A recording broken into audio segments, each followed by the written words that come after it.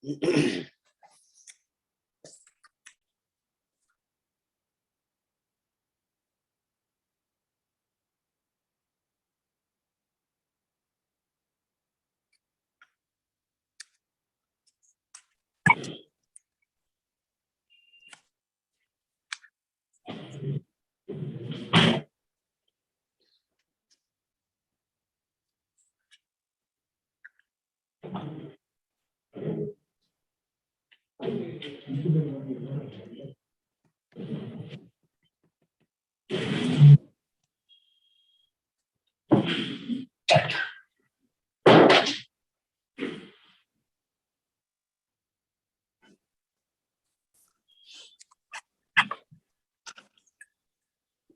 my Lord's permission, my Lord, I would like to make one submission.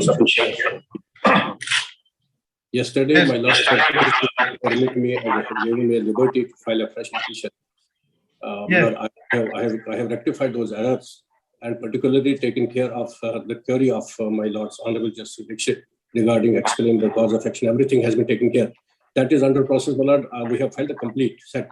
It is before the registry. They may likely to allot this FIR, my Lord. Maybe, my Lord, due to past time, if your Lordships may not be in a position to consider that matter, but I would humbly request to consider it on Monday, my Lord, the next working day, because there are some constitutional points which have not been addressed to your Lordship. All right. Have you filed the petition? Yes, we have. It is filed before the registry. They are about to allot me FIR number within 5-10 minutes. All right. If this special bench continues, then we will take up it on Monday. Please, my Lord, because why I am giving trouble to your Lordship? If the proceedings are concluded, we do not know. If the proceedings are concluded, then we can't help it. But otherwise, my Lord, I only make a submission. Why I am giving trouble to your Lordship, my Lord, I am very sorry. As it goes, it appears to continue on Monday also.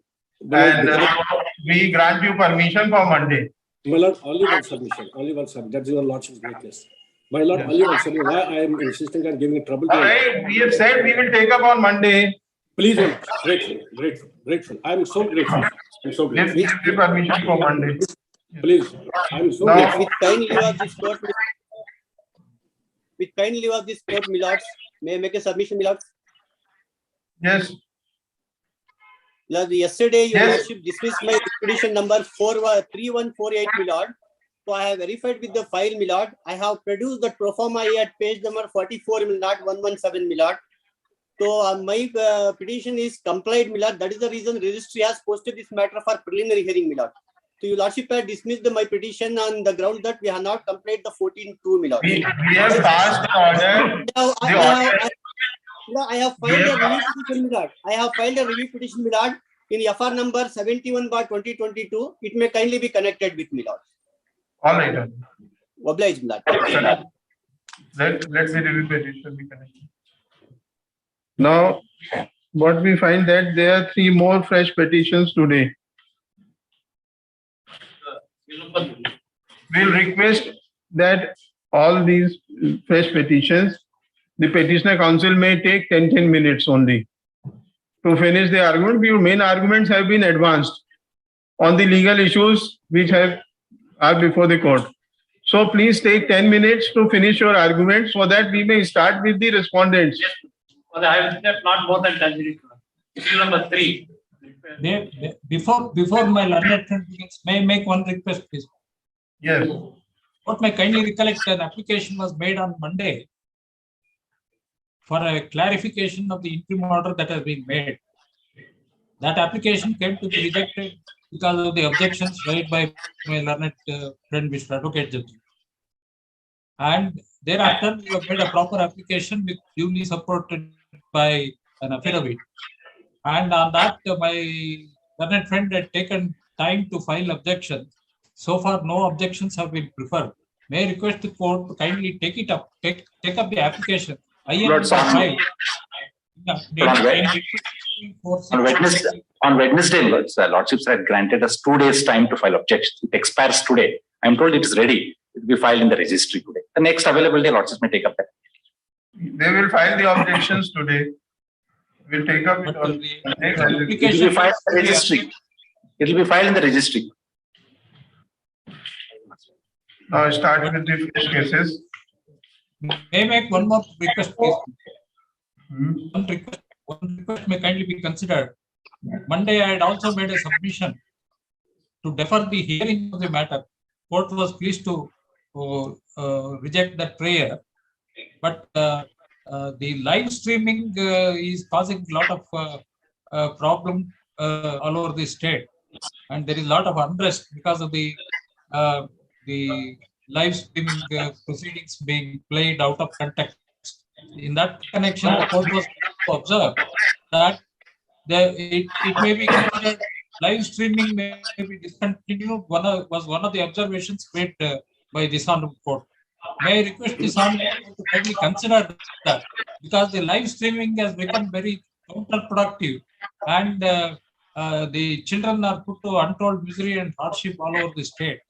I therefore request at least the live streaming of the proceedings may kindly be suspended for the moment.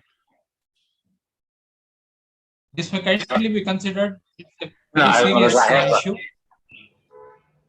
What the Ravi other Verma Kumar must have thought over this before After addressing. the argument, it's a pleasure. But they have completed their arguments. But we are on legs. They have made the submissions very vehemently, touching upon all issues. Let the people hear what is the stand of the respondents also. Yes, yes. I have no objection, but kindly consider this aspect of the matter as to what is happening all over the state, in every school, every college. All right, let's proceed. Number Yes. 1.4, the Siraj number.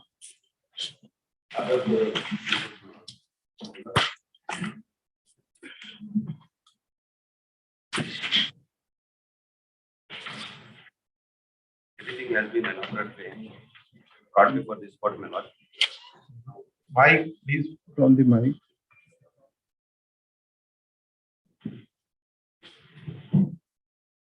Come near the mic. Yes, ma'am.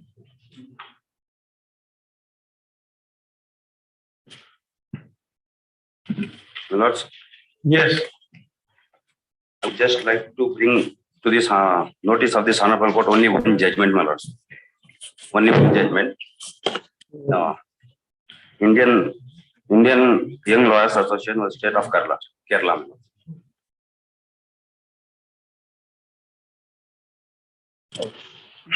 lords.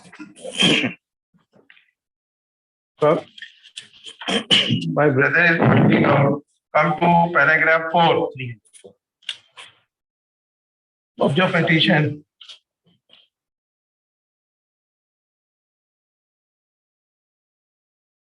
There was no prevention of any kind of force to them to remove hijab. Yes. No, my lords, yesterday I have submitted that, my lords. I am No, the what do you petitioners mean? are from the degree college. They were allowed by wearing a hijab in their institutions, my lords. According to the, If some anti-elements, as you say, anti-element means anti-social elements. So, if any such anti-social elements are preventing you, then go and lodge a FIR against them. my lords, What- every efforts have been done, my lords. You Because were yourself saying there was no prevention or any kind of force them to remove the hijab. Now some anti-elements are trying to restrain them, not wear the hijabs. yes, my lords. It is not the school authorities. No, my lords. Even the school authorities are not allowing them to come with the hijab, my lords. Before this issue started, they were allowed with the hijab, my lords. No, that is not your case, brother. Yes, my lords. Yesterday I submitted that already the institution has granted them, granted in their prospectus itself, the girl students can come with the hijab. Now, when the issue started, now they have been restrained from entering into the college campus with the This is hijab. not you have said in your petition. Yes, my lord. You are saying something else, written something else. What you have written is not what you are saying. My lords, yes, my lords, I agree, my lords, but it is in addition to that I am saying, my lords. Even the college authorities are not allowing with the anti-elements, the local How to residents. come know about it? that college authorities are not permitting. Have you made? My lords, each and every college now, my lords, this honorable court, the entire country is witnessing, my lords, each and every college where the hijabs are not allowed, my lords. It is, even after the interim order passed by this honorable court, it is more affecting, my lords. Even the orders are not clearly understood in the community, my lords. Every institutions where the hijab was allowed are now the students are restrained from in that institutions also. My lords, my case will be heard separately, my lords, because my case stands on the different footing where the institutions have permitted me to allow the students to come with the hijab. Now, because of this situation, they have been denied, they have been restrained from entering into the campus, my lords. You are studying in a government college? Yes, my lords. No, it's not a government college, my lords. It is Bandaskara degree college, my lords. College, you have not implemented party? My lords, I have filed an IA due to clerical error. My lords, I would not make a party, my lord, due to clerical error. That is the reason I have filed an IA to propose amendment, to carry out the proposed amendment, my lords.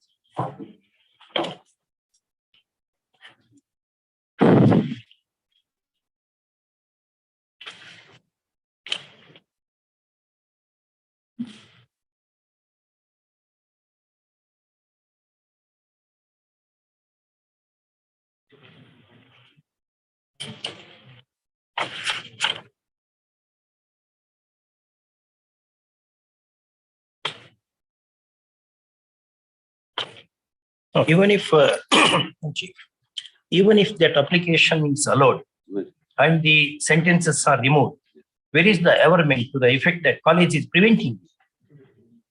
Even in the amendment. Yes, my lord. Then how are you going to maintain the PI? Where is the compliance with the rule 14.1? My lords, it is not a PIL, my lords, it is a writ petition, my lords. No, sir. Yes. It's not PIL. This contention is, he wants to take action against antisocial elements. Not even one is named. College is not a party. And he says in so many words that the college is allowing them to do that. Then what kind of petitions we are entertaining? My lords, there may be a direction that the college to follow the rules, regulation which they are formed. At the time of admission, the students are at the time of admission itself, they are given a prospectus that the girl students may wear a hijab. I am producing a copy of the same, my lords. It may kindly be considered and dispose of the petition with accordingly what they have stated the prospectus.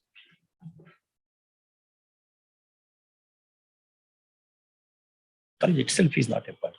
College education is not a party. Not even one single antisocial element is made a party. No explanation is offered for not making one. If we entertain such petitions, endlessly this will go on like this. Yes.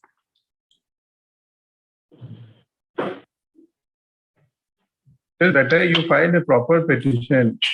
Make the averment. There is no averment, the college is stopping you. I may be given a liberty to file a fresh, my lords. Not even impeded college party. Now you have moved an amendment application.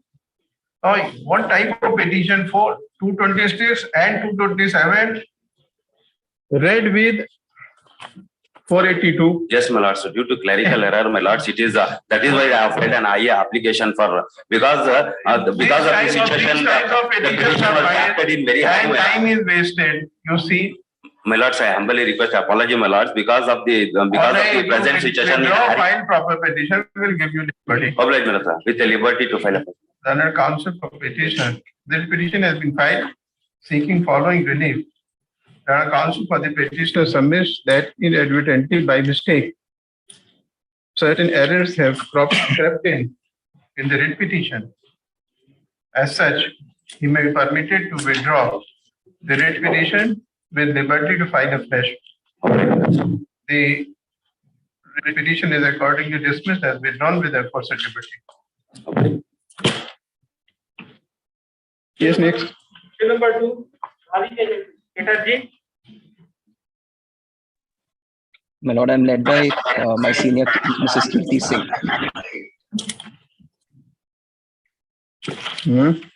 Please, your lordship.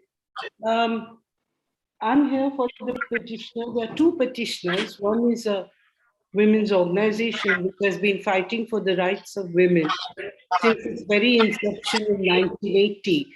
And the other is a Muslim woman with 3 daughters. So Your Lordship, at the inception, I want to point out that there was a mild error which we have attempted. We hadn't filed a declaration which is required by this High Court rules, by the Karnataka High Court rules, and we have got the declaration ready, and we may file it. And Your Lord, it's in the court, and then Your Lordship will hear the matter.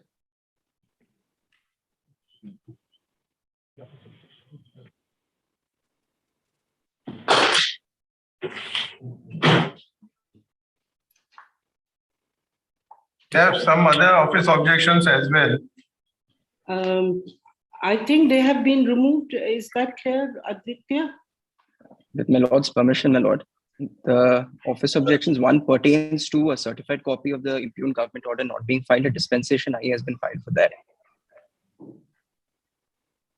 Since the matter was mentioned yesterday, the defects were not marked for 20 rupees deficiency in the stamp. Second office objection. Third office objection is PIL to be filed as per Rule 14(1), accompanied with an affidavit in the form as on pro forma. Yes. That affidavit is brought to court, if Your Lordship will permit. We'll file that immediately. And rupees 20, I think we can just ask somebody to go and get the file rupees 20 stamp. We'll give you time to make good the office objections. Okay, Your Lordship. Thank you, Your Lord. For the petitioner, press for is allowed a day's time to make good the office objections.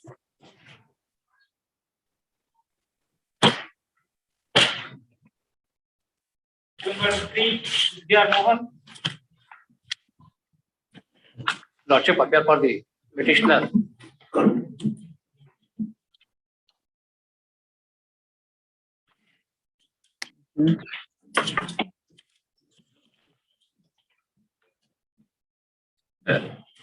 Notification issued by the State of Karnataka, dated 5th February 2022. Preamble speaks about all the schools, Your Lordship.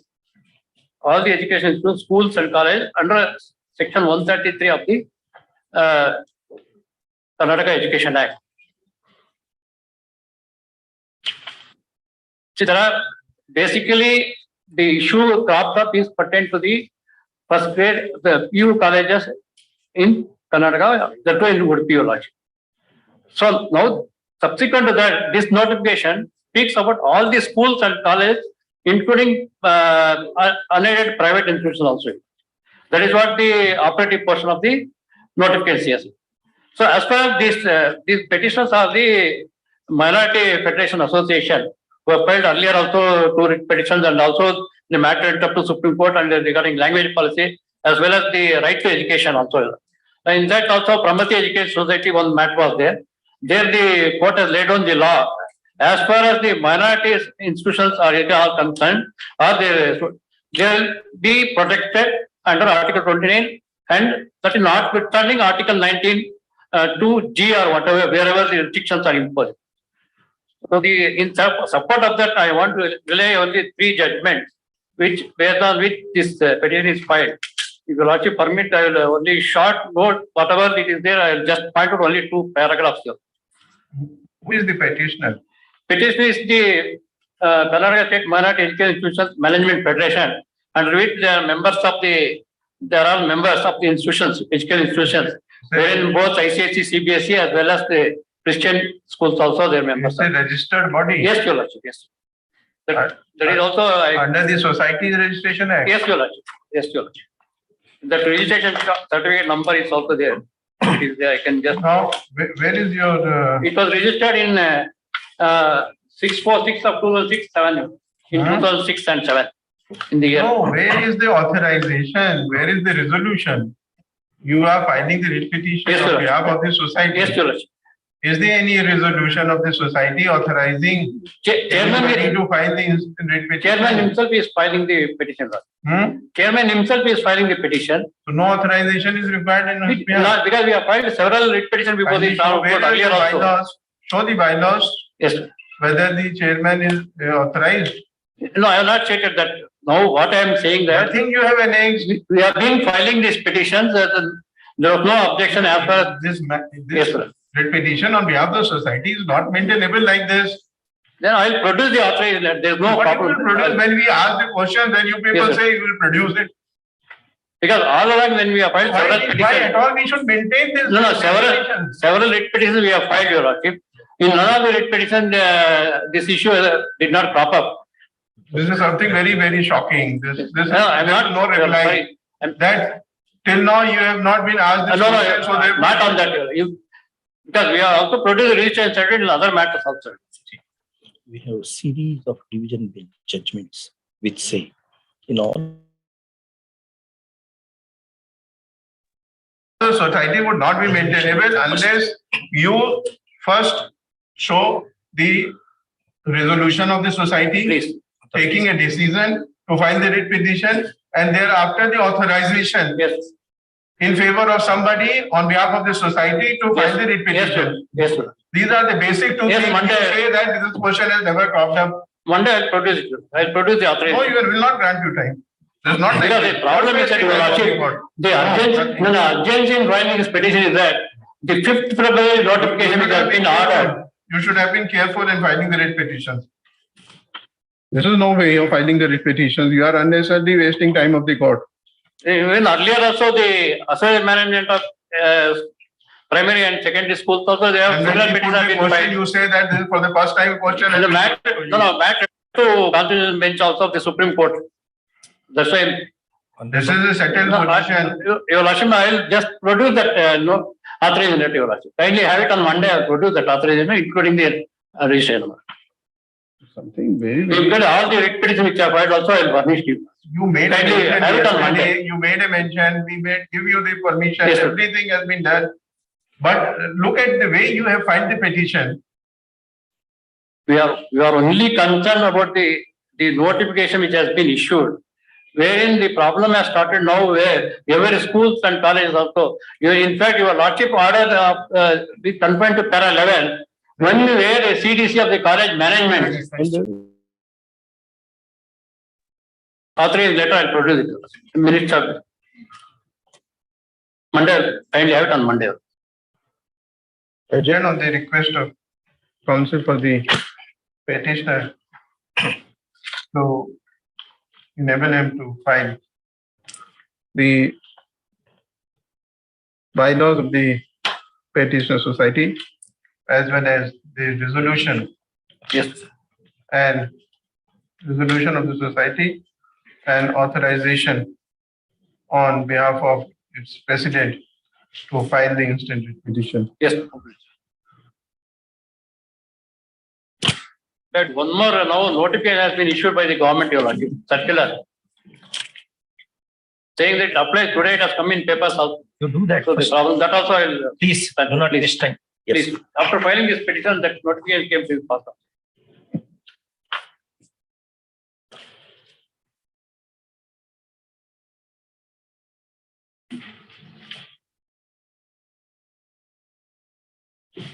Yes, Mr. Advocate. Yes, I appear for the respondents. Only one thing, Lordship may kindly note. On writ petition 2146 of 2022, that is Ayesha Hazim, I appear for respondents 1 to 4. The other respondents are represented by some other learned counsel. 1246. Respondent 1 to 4. 1 to 4. Oh, 1 to 4. Only 1 to 4.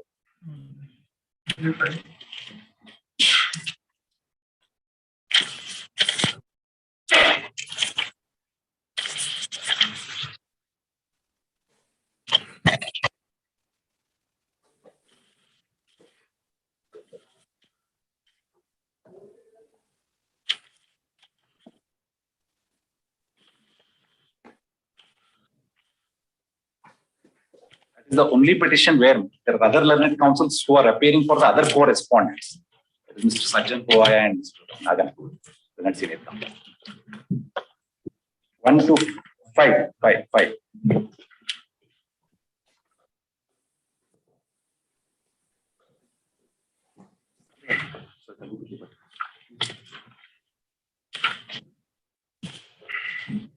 May I follow?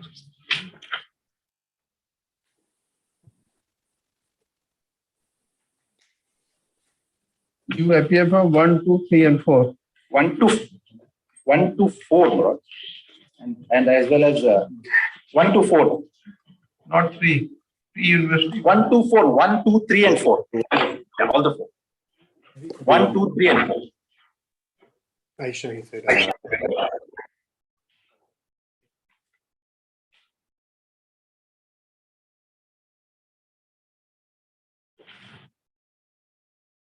In respect of all other petitions, I appear for all the official respondents. Yes. But in reply to the arguments which have been advanced by my friend, I will address your lordship. But as I have understood, what the controversy appears to broadly fall into 3 categories. Firstly, the government order dated 5/2/2022. That has been called into question, but on various grounds. So my first proposition before your lordships would be that the order dated 5/2/2022 is perfectly in accordance with the provisions of the Education Act. Yes. Of course, what various grounds have been, I will try and meet each one of them which have been raised. Second, of course, is the more substantial core issue which they have raised relating to the practice of hijab as a part of fundamental right under Article 25 of the Constitution. But we have taken a stand that hijab, the practice of hijab does not form part of essential religious practice of Islam. That is a stated stand of the state lords, and we will justify the same.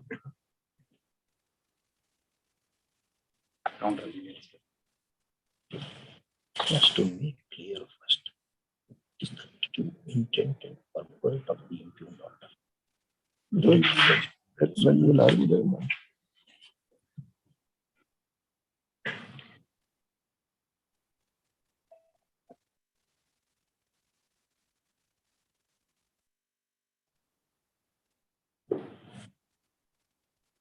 Yes. But the third one, of course, an argument, though not so substantially, which has been advanced, is that this right to wear hijab can also be traced to Article 19(1)(a). And therefore, the prevention of wearing the same violates 19(1)(a). Mr. Hegde in his opening remarks made that submission, and Mr. Kamath relied upon 2 decisions in support of that. So the submission is that it does not do so.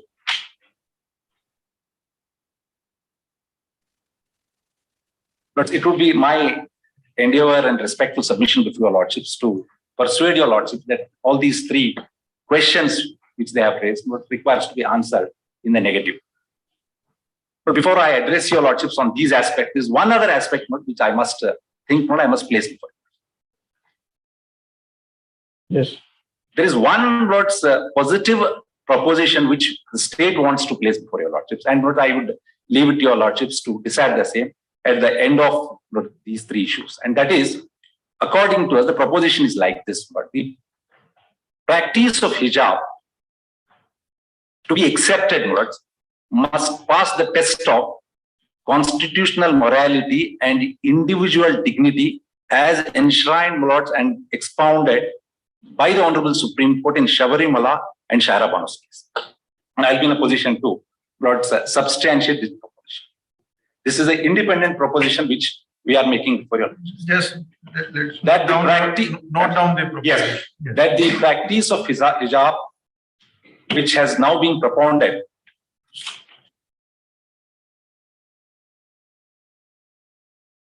must pass the test of constitutional morality and my lord, individual dignity. These are the two words the lordships have used. As expounded, my lords, in Shabarimala's case, my lords, reported in second chapter. 2019, 2017. Constitutional morality. Yes, and constitutional morality. Constitutional morality and the other thing? Individual dignity. May I give the citation as expounded by the lordships? All right, Yes, I leave it. But insofar as now, lordships will see the first question about 5/2/2022 government order. Of course, that order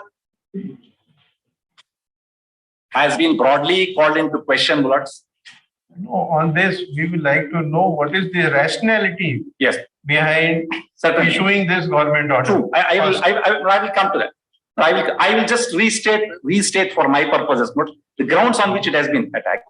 Of course, the first ground is it is irrational. Number two, non-application of mind without jurisdiction. The authority which we have created under that order is an extra statutory authority. These are the four grounds.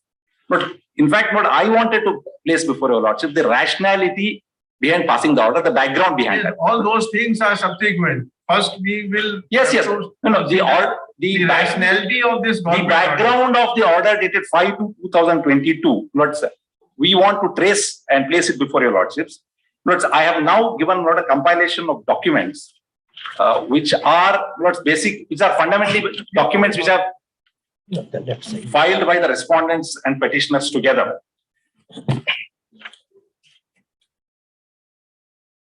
So what is the background as to how we reached this stage of 5/2/2018? Yes.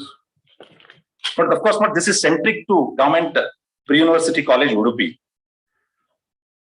The first document and the second document, third document, my lords may kindly see. Lords may kindly see page number 7, 1/2/2014.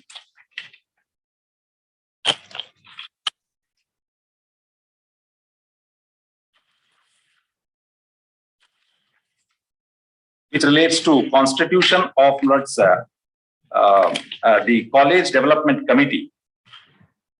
Lords, kindly see 29/3/2013, page number 1 itself, first resolution. The translated version is at page 2. So this is the first of the document we could trace, which shows prescription of uniform to girl students in this institution. That is, lordships will find it at page 3. Lords, serial number 5. But I am only trying to persuade your lordship that the prescription of uniform has been there since some time now. Kindly see point number 5. In the meeting, it is decided to change the uniform of the girl students studying in first PUC for 2013-14 batch. But this is in 2013. You are on which page? Page 1. Page 1 is a Kannada version. Right? English version starts from page 2. The relevant portion is at page 3. What is this meeting? This is a resolution of the College Development Committee.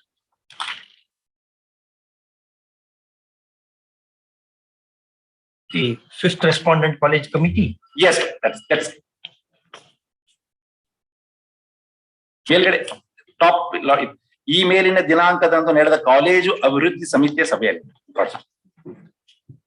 They have used the word College Betterment Committee in the English translated version. It has to be Development Committee. My lords, get page 3, serial number 5. To change the uniform of the girl students studying first PUC of 2013-14 batch. Lordships have found that.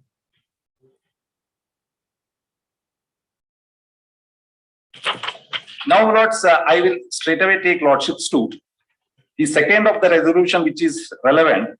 This meeting is of which body? College Development Committee. That lordships gets it at page 2, at the top of the meeting.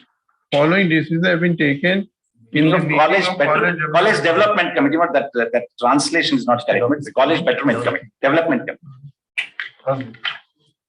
But the endeavor is only to show before your lordship the prescription of uniform in this institution in the year 2013-14 itself. Now, as to what was the uniform worn by the students, my lordships will get it at page 11. 1 second. I'm sorry. What is that sanctity of College Development Committee? where such a body arises under the scheme of the act? But under the scheme of the act, I'll take your lordship's note. The government order is produced at page 4. But insofar as how to locate this college development committee, but I will be in a position to bring to lordship's notice with reference to the provisions of the Karnataka Education Act. Now the endeavor before your lordships is to the factually notes how we reach the stage of 5/2/2020 to that government order. But I may only point out before your lordship that is the government order dated the resolution of the committee dated 23/6/2018, which is at page 11. But I will come to college development committee. But I will be in a position to show before lordship it has some authority under law. Because the 5/2/22 order, yes, for the first time directs constitution of such a committee. But lordships are aware, first time the college development committee is constituted pursuant to page 5 of that resolution, that book. In 31/1/2014 itself. But I thought that document was referred to by them, but the other side. Page 5. May I read that circular which was issued by the government?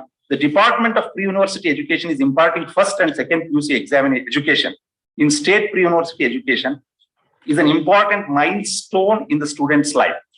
In order to make proper use of the grant sanction to it in accordance with the instructions issued by the government and department, and with purpose of developing basic infrastructure and maintaining educational quality, it is directed herewith to form college, but that has to be development committee, not betterment committee, and to function as per the following guidelines. But kindly see the members. President, member of the Legislative Assembly of the respective constituency, Vice President, local person nominated by the member of the Legislative Assembly, members, representatives of the parents, 4, among which there shall be 1 woman member, 1 SC/ST member compulsory. Second, 1 member with an interest in educational field. 3, students representatives, among which there shall be 1 girl. It is not applicable to pre-university college for boys. 4, vice principal, senior teacher of high school, division in the composite pre-university colleges. 5, senior lecturers of the college. Member secretary will be the principal of the respective college. What is the object behind this note? I will be in a position to substantiate note when I come to the legality of the order dated 5/2/2008. I will be now digressing, but if I take lordships to that. This never challenged. It is not in challenge by any of the respondents. But I want to point out about this concept of uniform. Lordships may kindly see page 11. This was a resolution passed on 23/6/2018. I am referring only to the English translated version. The relevant portion starts from page 12. About the uniform, lordships will get it at page 13, item number 4. Further, it is resolved to maintain the same uniform in this year also, as maintained in the last year, like blue colored chudidar pant, white colored with blue colored check top, and blue pant colored shawl on the shoulders in all the 6 days of the week.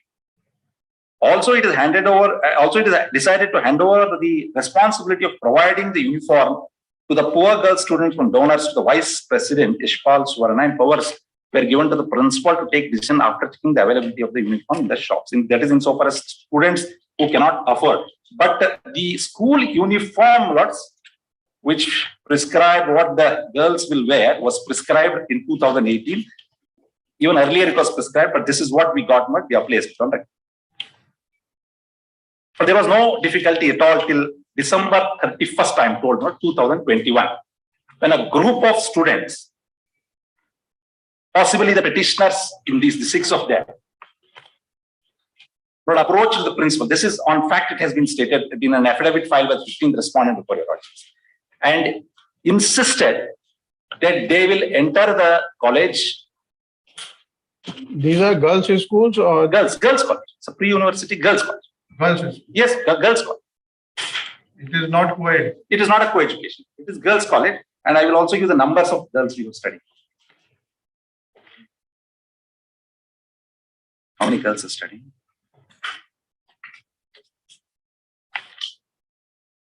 But I am told this is an all-girls college and has a total strength of 956 students from class 8th to 2nd year pre-university college. The 5th respondent college. Yes. It starts from school. The numbers which we have 8th to Second year pre-university college, 956 girls study. It's all girls college. Now let's coming back. On 31st January, December, this incident happened where some of the girls came. This is stated on affidavit, but this is not something which I am stating. And they approached the principal and the others and informed them that they would enter the institution only wearing a hijab, which led to a resolution being passed by the College Development Committee on 1st of January 2022 at page 50. But when this insistence took place, the College Development Committee wanted to consider this in all its perspective and its right earnest. And therefore, proceedings took place at page 70. This was on 1st January 2022. But it is I will only read the relevant portions. Others are not important. But it was chaired by the member of the Legislative Assembly along with the others, other principal, etc. Now, kindly see the first sentence. A meeting was held at 11 a.m. on 1/1/2022 under the chairmanship of so-and-so, the legislative member of Udupi constituency, who is the president of College Betterment Committee, with Educational Services Committee and parents. A discussion was held on few girls coming to college wearing hijab since a week. Since 1985 to till date, kindly note this, uniforms have been worn by all students as per the suggestions made by the parents. Educational Service Committee and College Betterment Committee, for the purpose of bringing discipline in the college and treating all students in an equal manner, no question was raised about it. But as parents of few children have requested, the Honorable Legislative Member of giving provision to their daughters to enter the classroom, it has led to discrimination among students. This college is only for women. Hence, uniform is implemented for the discipline in the college. It may lead to indiscipline if it is changed now. Parents are requested in the meeting for allowing to send their children only with uniform to college as earlier and assured that no trouble to their children's educational progress will be caused. Not in the next paragraph, kindly skip few sentences and come to that sentence which may be relevant, where it starts by saying, it was decided in the meeting. Let's just get that. It was decided in the meeting to conduct the classes as per the previous system until further orders will be issued by the Director of Pre-University Education Department. They wanted to refer this matter to the Department of Pre-University Education. Until that decision comes, we continue with the status quo ante was the decision. But Lordships will also see the tenor of the meeting. The parents of the students were called. They were told that since 1985, this progress has not been there. There would be no impediment for your education. Kindly continue. After this resolution came to be passed, I am told and I am instructed, it did not help. They continued with this insistence or protest, saying that they would not adhere to this and they would continue to wear hijab. Now, this led to a communication to be made by the government to the Director of Pre-University Education Department at page 23. My lords will also note in this letter a reference by a letter written by the chairman of the Karnataka Minority Commission, Sri Abdul Azim, on 17/1/2022, as regards this subject. Now, kindly see how the government responds to this situation. With reference to the above subject, on bringing your notice to the letter referred above, uniform has not been prescribed and not made mandatory for the students studying in state pre-university colleges. But the girl students of Government Girls Pre-University College, Udupi district, were urging to allow them to wear the clothes. Some typographical errors are there. Pardon me for this. Where the clothes of their choice were informed about the uniform dress code prescribed by the college while getting admission, and they had obtained enrollment in the college only after agreeing to the said information. But the issue which was not there so far has been raked up now, and this is not good in the educational interests. In the background, it is necessary to constitute, but this is a high-level committee to review the existing uniform dress code for students of various state pre-university colleges and to contemplate regarding uniform desk code for the students of pre-university college on perusing the judgments passed by the Supreme Court and high courts of various states. The government needs to take necessary action after examining the recommendations submitted by the committee upon conducting a study.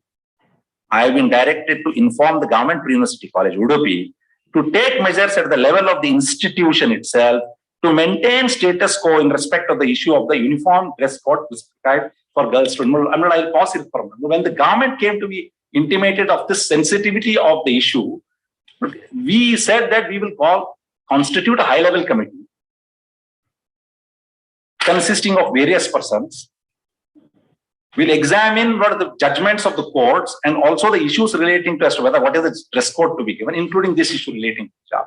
And until then, please maintain status quo. This was the communication we made to the pre-university education department, asking him in turn to communicate it to the institution. But based on this, on the same day at 25/1/2022, at page 27, when is this?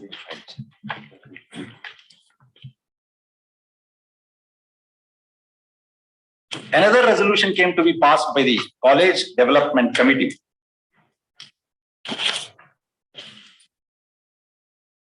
At page 29,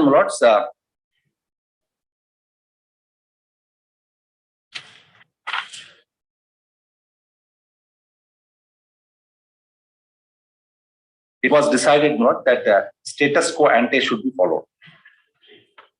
Practically, there is a plea to the parents of the children.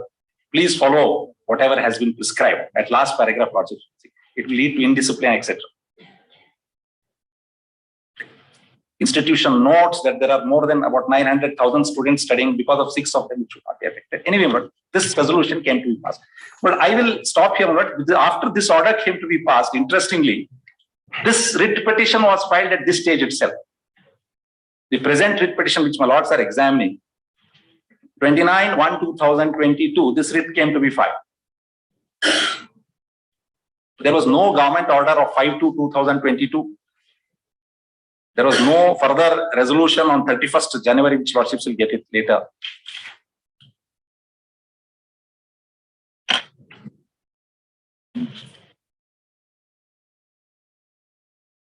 The prayers, of course,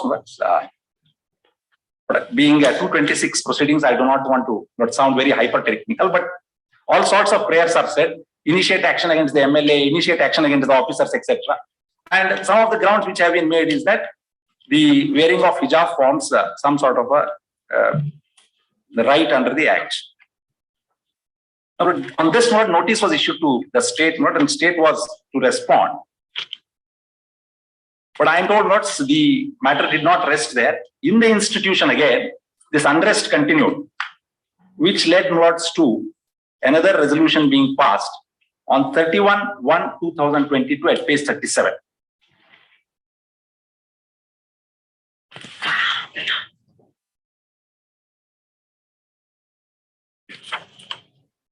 At page 37, is the last of the resolution passed by the College Development Committee. This reiterates the same thing, except in this, I must say, at page 38, last sentence, they make a positive assertion that children should not be wearing hijab. This has been produced before your lordships only for this purpose. He also informed that if the parents send their children with the hijab, a disciplinary action shall be initiated. That's true.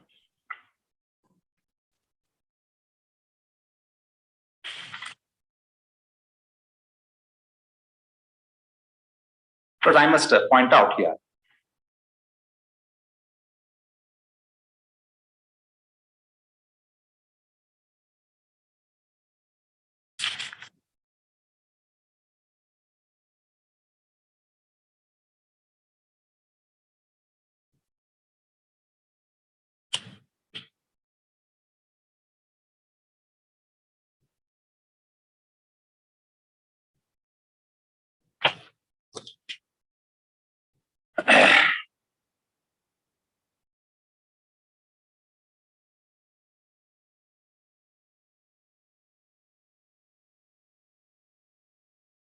but this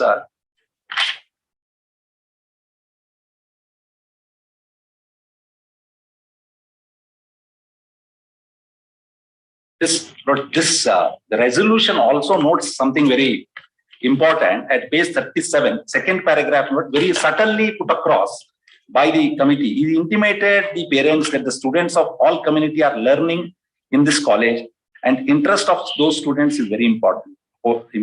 Opposition from all other communities is receiving due to one community. That should not be allowed. The concern of the committee is reflected in that. It was in that background what this statement came. Now, this, my lords, I'll state, this resolution is not called into question either before this court or before any other forum.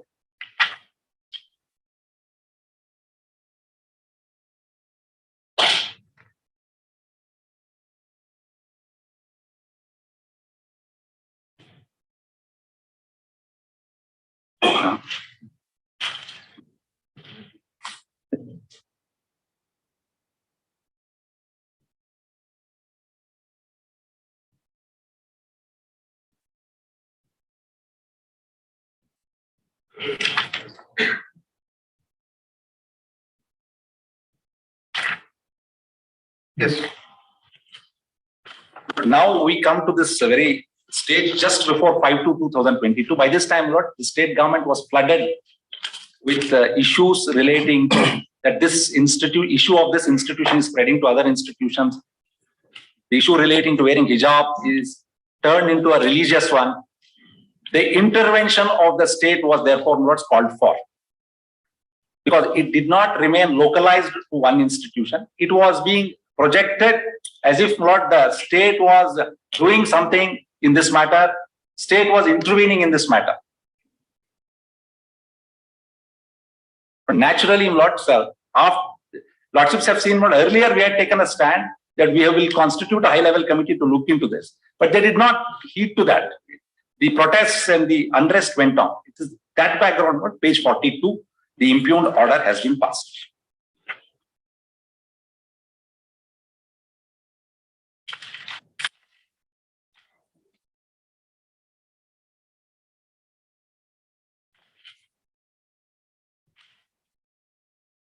Now, Lords, most importantly, Lords, but I will show before your Lordships what is the purport and impact of this order. Because one of the submissions or propositions we have made, Lords, before your Lordships is this order dated 5/2/2022 is innocuous in nature, does not interdict any of the rights, if any, Lord, of the petitioners. Lordships may kindly note this, and I will demonstrate before your Lordships why it is said so. 5/2/2022, Lord, does not interdict, does not affect any of the petitioners' rights.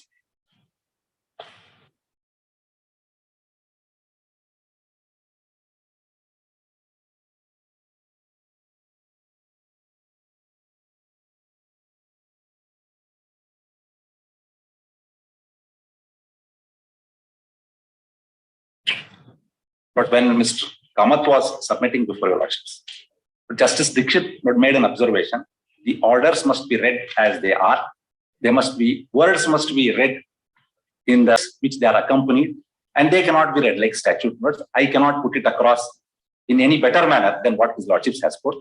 A plain reading of the order, Lordships may kindly now see what it results in. Except not, there could be contentious regarding certain English translation, but I will not trouble your Lordships on that. I will bring to Lordships what is the purport of the order at page 44,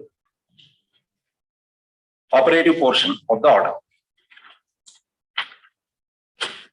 Much has been made out by the recitals in the order, that also I will justify. But kindly see ultimately what is that we direct. In the light of the circumstances explained in the proposal, in exercise of the power conferred under subsection 2 of section 133 of the Karnataka Education Act 1983, the state government, this is the first statement, state government has ordered that the students shall compulsorily wear the uniform prescribed by the government in all government schools. Lordships may kindly note this one. In respect of government schools, whatever uniform the government has prescribed, please wear that. In respect of private schools, students shall wear uniform prescribed by the management of the school. This is the second. Now the government has not prescribed any uniform. We have prescribed. We have prescribed. Insofar as government schools are concerned, right, we have prescribed in this manner. But I did also find out. But what we do, as government is under that Vidya Vikas scheme.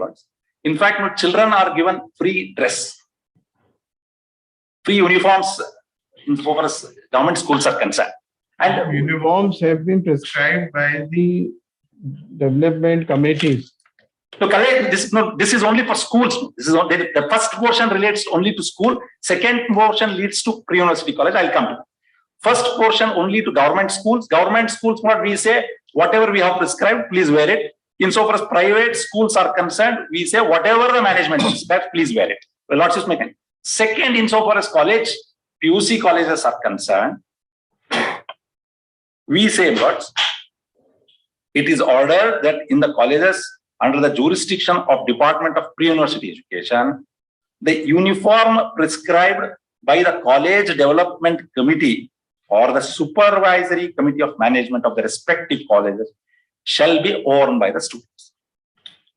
But I will definitely justify what is this College Development Committee, why we are there. But the purport of the order, what we say is, insofar as PUC colleges are concerned, whatever college development, I'm only now trying to bring to lots of the kindly see state's view. We are not interfering. We are saying whatever the College Development Committee fixes, you please follow that. The next sentence is it. In the event of the College Development Committee is not fixing so. But here our draftsman has become over enthusiastic, unnecessarily writing. He could have seen all that he meant was students shall wear the dress which would depict equality, unity, and public peace or reason. But they have gone into affecting law and order. All that what he meant was please wear dresses which would inspire public decency, nothing more and nothing less than. But Lordship may for a moment not see the effect of assuming that sentence was not there also. But it would not have made a difference to the order. So the intervention of the state, Lordships will now kindly see. On 29/1/2022, we said we will constitute a high-level committee. We will look into this issue relating to hijab. But when it went up, we said state will not take a stand this way or the other. We said we leave it to the complete autonomy of the college development councils insofar as pre-university course is concerned, and schools are concerned to the private institution to prescribe whatever dress you want to wear.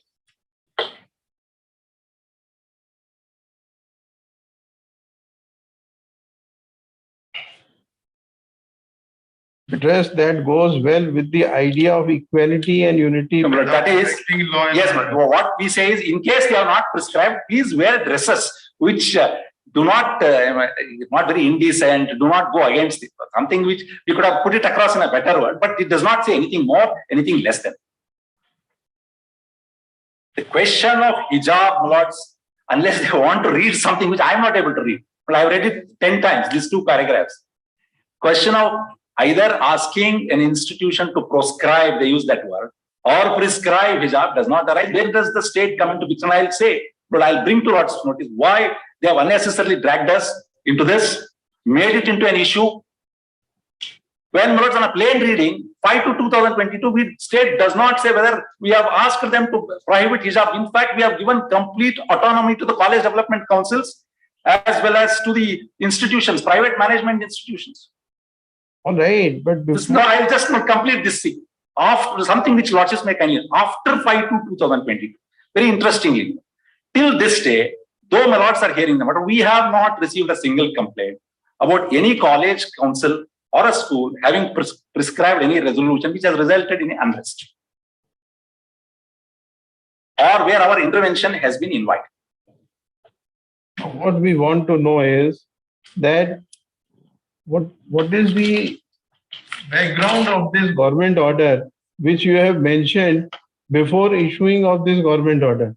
What was the necessity of all this? No, the necessity was on account of these resolutions which came to be passed on 31st January 2022 by Government Pre-University College, Udupi. And our earlier communication where we said that we will constitute a high-level committee. There's tremendous pressure upon the government to decide one way or the other what should be done. At that point of time, the government has taken a very conscious decision for not to enter this contract. Government order is very innocuous. It only says that in the schools, whatever the uniform that is prescribed by the government, Yes. that is to be worn, and in the pre-university colleges, the university prescribed by the committees, that is to be worn. Yes. But that is how. I'm sorry. I'm sorry. Come to the earlier part of this order. Yes. Where you have said that these consider these judgments, and then you have said that this page 44, as per the judgment passed by Honorable Supreme Court and of various high courts of different states mentioned above, directing not to attend school by wearing headscarf or covering head is not in violation of Article 25 of the Constitution. Where was the necessity to say all this? Lord, so now, Lord, by this time, Lordships have seen that, but these are what You were it is not- suggesting something. Yeah, sorry. You were suggesting. Why? No, that is just what I'm before your Lordship. But we are, there could be something like we are indicating to the authorities below that you do something about it. Of course, not now. I can only go by what is the letter, what is prescribed, what is there, which is therefore we say an operative force. Any other suggestions, which we have given it? If we accept your argument that this government order is very innocuous, Yes. it only talks about whatever the uniform has been prescribed, that is to be worn by the children. But I want to make this up. But that is the stand of the state. But today, the allegation against the state is you have now I'm speaking and we'll come to that other issues relating to hijab, how the school behaved in the matter. That is a different aspect. So for the state is concerned, but we're very conscious. We have consciously kept ourselves away from this. We have given it to the decision autonomy of the college development councils to decide upon the uniform, including the issue relating to hijab. Of course, but there is a meaning thereby that if the development committees decide to permit the students to wear hijab, you do not have any objection to that?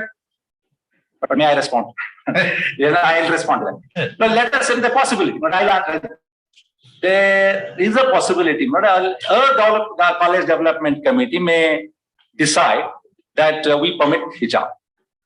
But we have something called, I must point out, under section 131 of the Education Act, revisional powers. If any of the students or if any of the authorities are to come before us with a grievance that this would result in something else, but possibly the state may or may not take a decision. But as of now, Lord, the fact that in the order we give an autonomy to them, but kindly visualize another situation.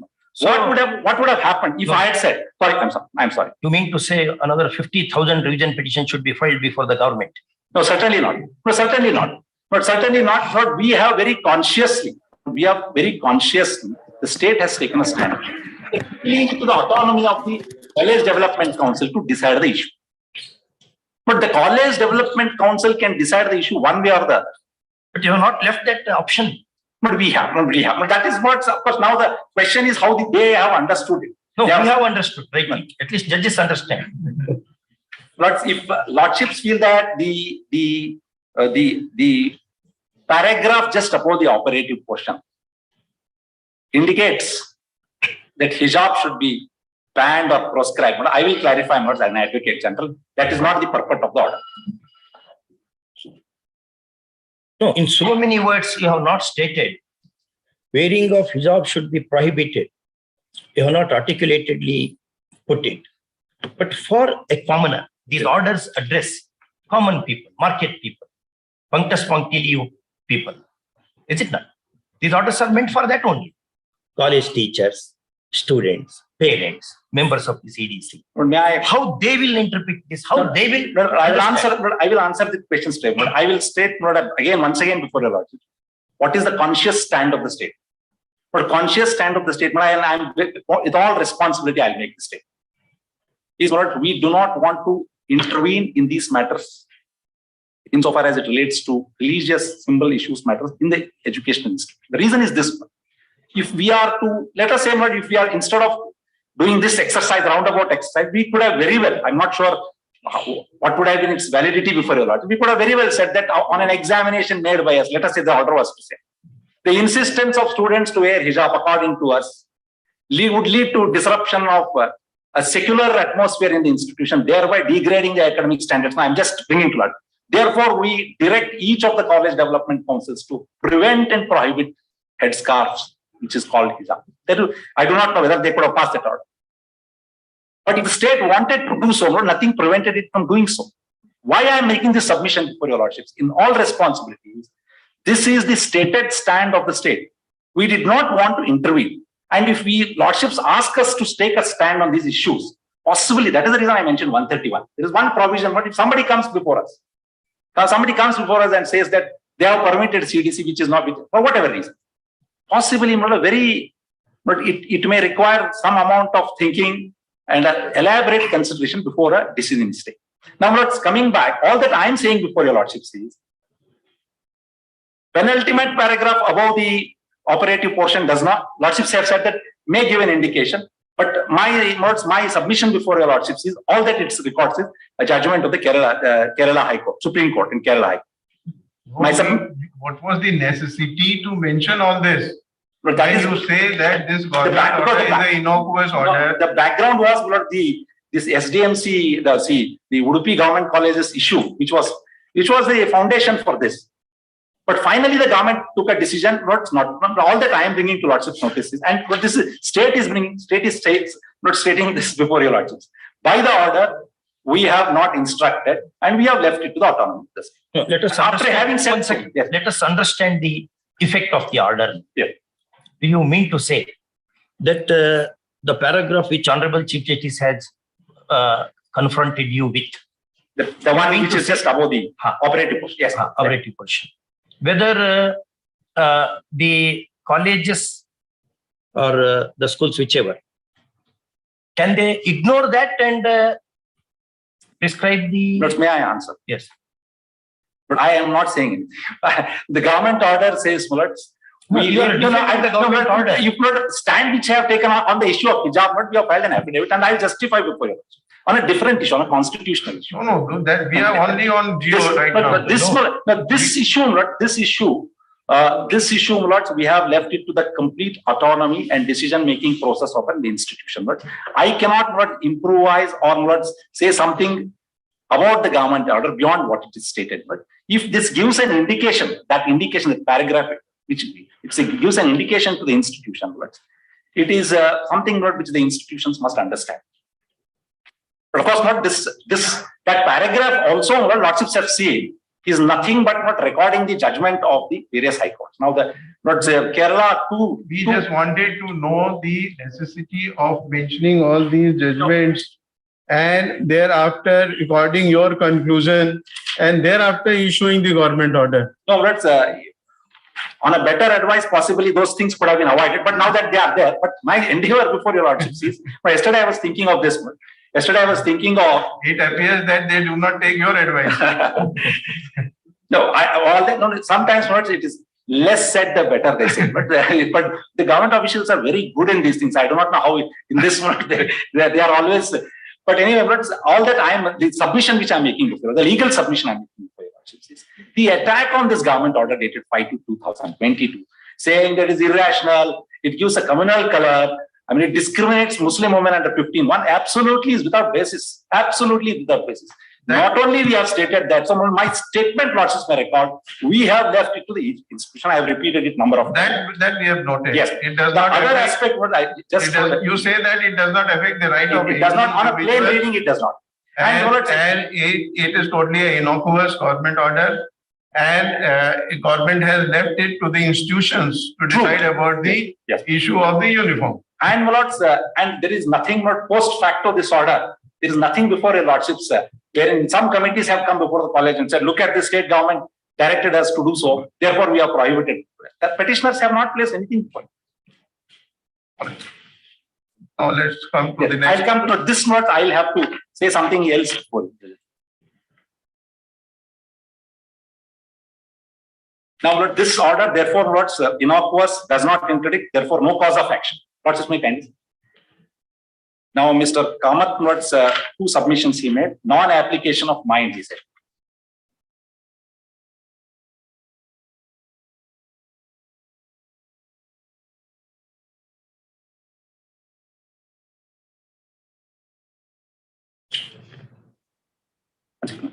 For non-application of mind, what he was trying to say was these judgments, some of them are not relevant, some of them are relevant. That's what I don't think I should not request lordships to unnecessarily digress on this, because our submission is not this. The officers sometimes record those things, but I said I was thinking we will say more application of mind. More application, more enthusiasm is what I. But in fact, I was just thinking of a provision in civil procedure code. Lordships are aware. There is no appeal against finding. So, assuming this finding is against them, the operative portion is in their favor. The question of assailing this order, saying that the finding is not, does not. Of course, not. It is on that question. That there is no finding, there is no adjudication on this. 1952 Supreme Court. Govardhana Das Bhanje versus Commissioner of Police. Yes. Page 16, AR 52 Supreme. That says a statutory order, because it's your contention. This is a statutory. Yes, order, referable to 133. A statutory order, if challenged before the court, its validity has to be adjudged based on the grounds stated therein and not the horse. 78 Supreme Court. An order of the government is not a wine that becomes better as the time still serves. Mahinder Singh. Mahinder Singh. Mahinder Singh.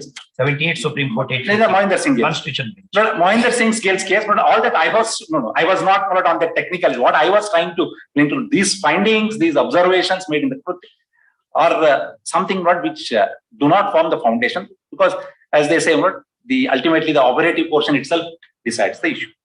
Now, let's one other argument which has been made by Ravi Varma Kumar, Learned Senior Counsel, is this College Development Council Committee is an extra statutory authority, and therefore they're giving them the power to fix these uniforms, maybe without jurisdiction.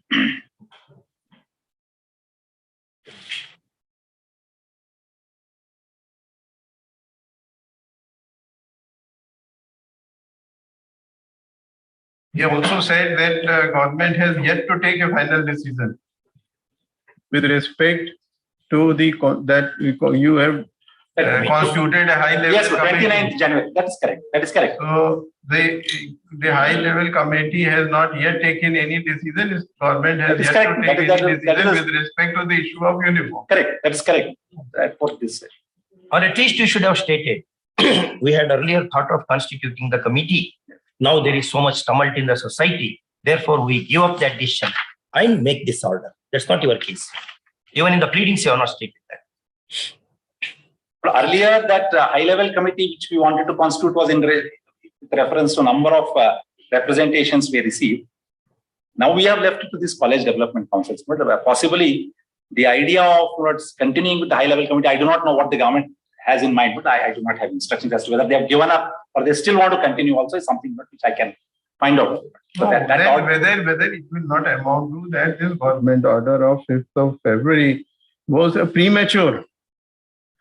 Because once on the one hand, you are saying that a high level committee has been constituted and the decision is to be taken by the committee. On the other hand, you are issuing a government order directing the development. I must say, the government relating to exigencies of situations, etc., issues these orders, particularly in exercise of 133 subsection 2.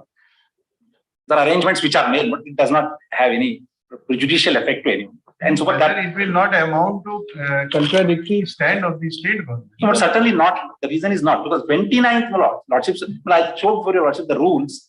In fact, the rules prescribed it is the institution itself which has to. This 29th order was a broad-based committee we wanted to do to understand how to go about these very unusual situations which have arisen. These are not very usual situations of fixing. Normally, the government never enters into this area of fixing the uniforms for the entire state.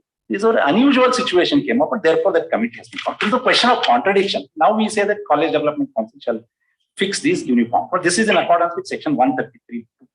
But I wanted to point out before your lordship's notes how this 133(2) itself has been exercised. For that purpose, lordships may kindly see this Karnataka Education Act, statement of objects and reasons.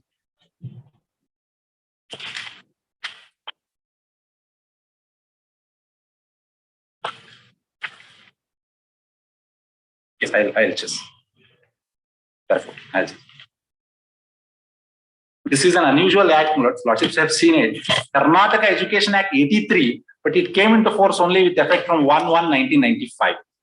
Almost for 12 years, it was not brought into force. One second. Right. But preamble, shall I just read? This becomes relevant because this has to be now read in context of section 130. It's a very short one. Whereas it is considered necessary to provide for the planned development of educational institutions, inculcation of healthy educational practice, maintenance and improvement in the standards of education and better organization, discipline and control over educational institutions in state, with a view to fostering the harmonious development of the mental and physical faculties of students and cultivating a scientific and secular outlook through education. I cannot say. The act itself entirely is directed towards the betterment of the student community, to build them into a better citizen by inculcating scientific and secular outlook through education. A few other provisions, lordships may kindly note here itself. Applicability of the act, section. This may do not directly relevant. No, I just give the overall how the act functions. Section 1, subsection 3 makes it applicable to all institutions except what is ICSE, CBSE. Institutions maintained by those exempted categories wherein no specific provisions are made.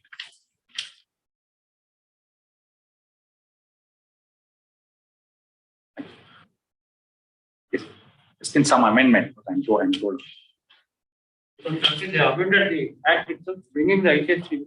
The rate of single judge. Just Nagmohan Das,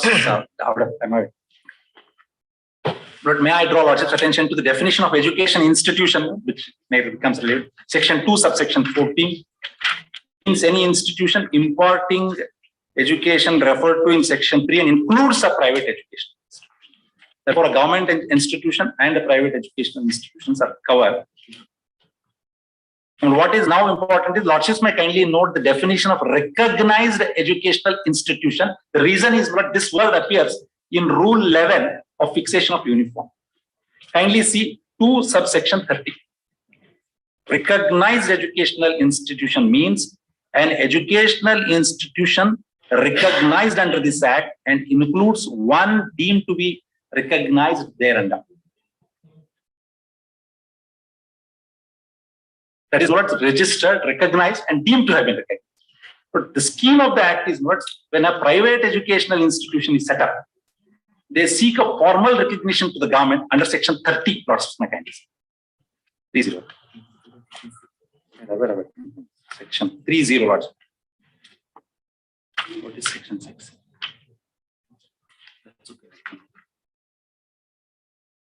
Lordships have seen section 36.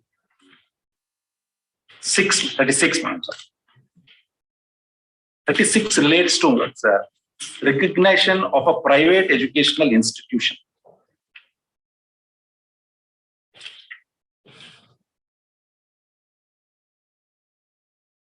That is what they make an application, we consider all that. But what happens to a government-run college like this PU, Udupi College, is taken care in section 38. Not just care check, 38.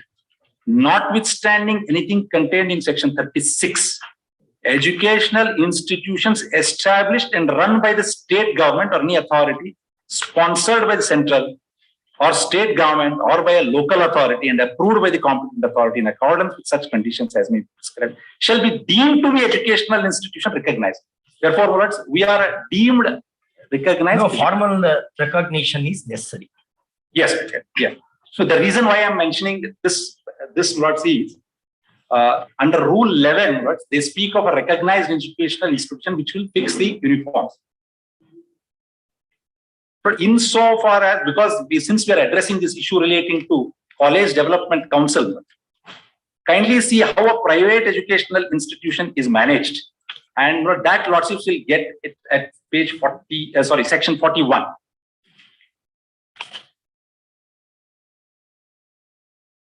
There is an elaborate procedure. The managing committee is at page 42. Section 42, I'm sorry, section 42.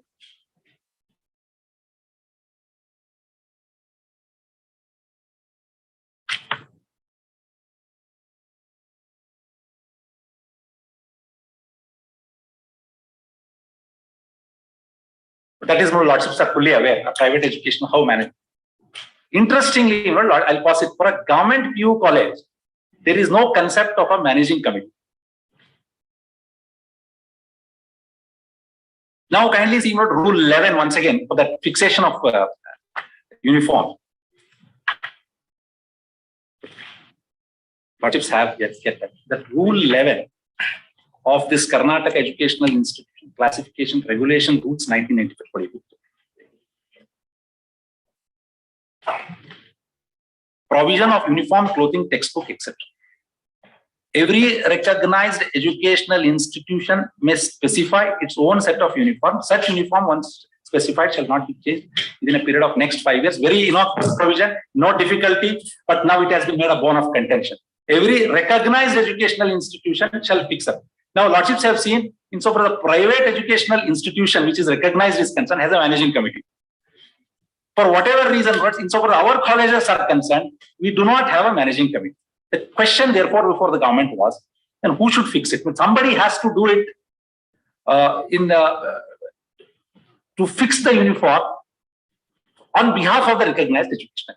But that was something which, in that context, in order to give effect to these rules and to the Act, we exercised power under section 133, subsection 2. What's my kindly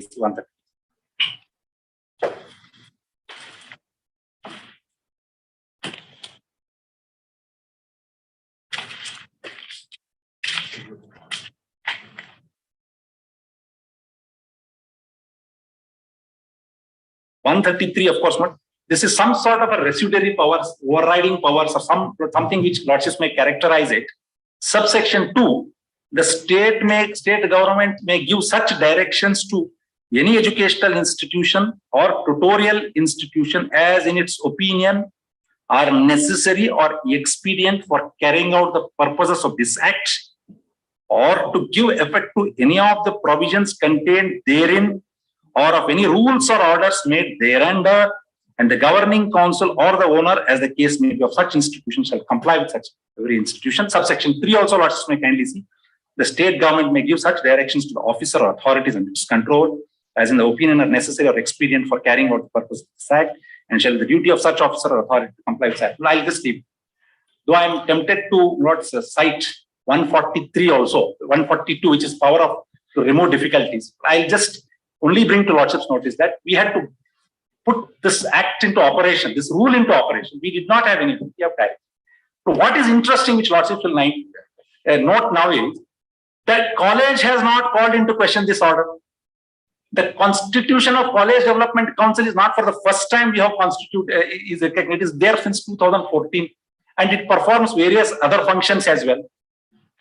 None of the colleges have come before your lordships or before us saying that this is something without authority. Students come before your lordships and say that no, that authority is without something which is extra statutory. But that challenge itself, according to me, must fail on that ground. But to give effect to this provision of Rule 11, this power under 133, subsection 2 has been utilized. Lordships may also read the power to remove difficulty clause under section 142. And lords, I may complete this by also stating section 7, which empowers the power of government to make rules. 7I, again a residuary power has been given.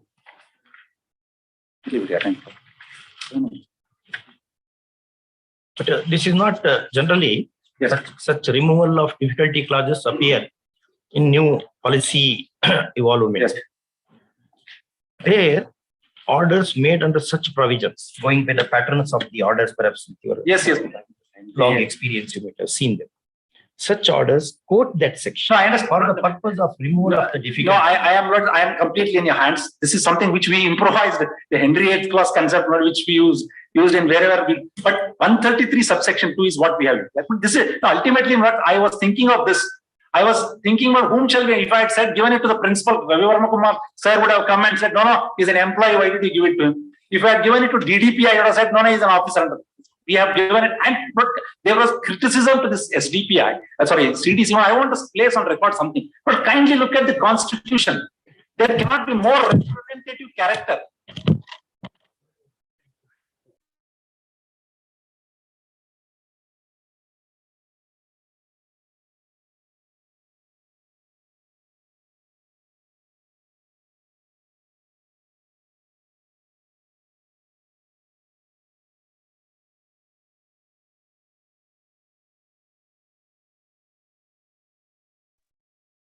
Sorry. So we just wanted to get one more clarification. Yes. The circular which you showed for constitution of 2014. that for constitution of the College Development Committee. Yes. That has been issued by Undersecretary. Yes. Yes, the government. Yes. Can it be treated to be a direction under 133? The order notes of 31/1/2014 notes. But obviously, we may have to trace it to that power only. There is no other provision by which, because this has been done not in order to ensure that the better. This is not a government order. No, this is a government order. This is not a notification. No, this is a notification. It is a circular issued under the authority of Undersecretary only. Normally, these are issued in the name of Undersecretary, but it carries the approval of, if I may say so. We want to know. No, it carries the approval of the ministers. That is what we want to know. That certainly, Lordships may take it from me with my experience, but this document I do not know. I can surely get that certified, but Lordships may. The approval of the government was Concerned minister. Whether the approval of the government was there or not on this circular. Most certainly, yes. Most certainly, yes, Lordships. I'll produce the original document before your Lordship. Should not be a difficulty. But I am very sure not a very important circular wherein MLA of every constituency would be given this power would not have gone without the approval of the minister concerned. I will place it. Yes. Yes. Now, yes, all government orders are issued in the name of. But therefore, my submission, I'll also place that 2014. I will get the original record. There should not be any. Government orders are issued in the name of the government. The governor. In the name of the governor. Yes. That this we have this rules not same, just like issuance of government orders from ratification. It says in the name and by the approval. Normally Undersecretary issue, but this file not I'll get. But Lordships may take it from me. This would not have. Yes. I was just on this representative. This clarification would be required. I will to appreciate your. Certainly, most certainly. I'll get placed there. Under the transaction of business rules. Yes, 1977. Whom it is allocated, you have to show. Sorry, I'm sorry, I could not. Under the provisions of the transaction of business rules, yes. To whom it is allocated, this power, that you have to show. Yes. Because of Parikar judgment of apex court. Yes, Lord, I am aware. Chief Minister, Cabinet, and Minister concerned. 3 categories. I will show it. This is a very important decision. Getting the MLAs to, this would not have gone without. You cannot presume. No, I'm not for my place. I'm only saying it, some amount of experience for this guy. Now, I just want to point out the representative character of this committee. There cannot be something better than this. There is the local MLA, local person parents representation, students representation, members belonging to scheduled caste and scheduled tribe. The principal is ex officio secretary, the vice principal, 2 teachers are nominated. The entire fulcrum of the institution comes together to take a more democratic. There cannot be criticism of such kind of committees. Let us say, for instance, this hijab controversy. There will be students representative, there will be parent teachers representative. It is not that the decision is to be taken by one person. Therefore, such committees being interested cannot be under no circumstances be termed as irrational. I will leave it at that. But one other, as only for the purpose of record, though it may not fall really for Lordship's consideration, was MLAs must not take part in such committees, is what Professor Ravi Verma Kumar suggested. I don't think that is our scheme. We have borrowed the Westminster model. For governance. Yes. It is therefore we have a political executive who are borrowed from the assembly who are executive. That American model of keeping the executive completely away from the elected body is not. Number one. Number two, under the scheme of the Constitution itself, under Article 102, insofar as members of Parliament are concerned, and 101(9)(t) for members of the Legislative Assembly, there is disqualification attached if you hold an office of power. That is the only restriction for an MLA to hold officers. If not, there is no other restriction for him to become part of the committee. Anyway, that is disqualification for holding office of profit. It's a totally different concept. It does not admit here at all. We are asking, they were saying, and we are repeating now. Yes. We are saying what they had said. Yes. This time, MLA from X party. Yes. Next election, MLA from Y party. Yes. Z party, A to Z, and so many parties, or independent MLAs also. Those political views will enter the campus. Is it desirable? It is not that we have no respect for the MLAs, etc. Yes. They are very important, and without them, there will be no government, no legislative body. But point is, MLA is a character, a more political character. This is how Ivor Jennings, Casey, where all they treat that way. Whether that character should have overtone in the administration of the institutions is their concern. Not this party, that party. No, I understand. To all parties, we have got respect, and whether politicians should enter the campuses at all. Not politicians. No, I mean, elected representatives. Members of the legislative assembly. Yes. Matter of course, a debate in a different context. But this one, my submission before your Lordship is that it is in these circumstances why the government intervened, or rather did not intervene, but I will put it and left it to the college. But the unfortunate events which took place and the attack, but not only I am pained, but all the people's concerned are pained at the way the government has been berated in these proceedings, saying that we are dictated by some other reason when we administered these orders.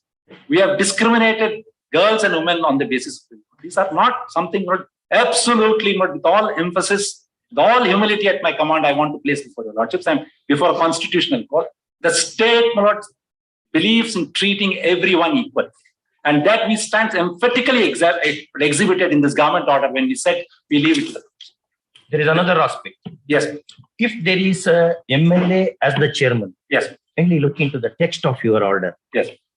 MLA, he is a nominee. President. MLA is the chairman or president. He is a nominee, will be the vice president. Whether other members you want to, means it's their argument. I understand. No, I understand. I completely. If MLA and he's a nominee, or two persons are holding that key position in the committee, whether the other members will have any role to play, except sipping the tea at the meeting. The Constitution, I understand. I completely, I'm in Lordship's hands. The viability, desirability of having them is a matter which could be debated either. Therefore, my submission before your Lordship on this government order dated 5/2/2022 is that is it has been exercised in accordance with section 133 subsection 2. It does not interdict any of the rights. Therefore, the challenge has to fail.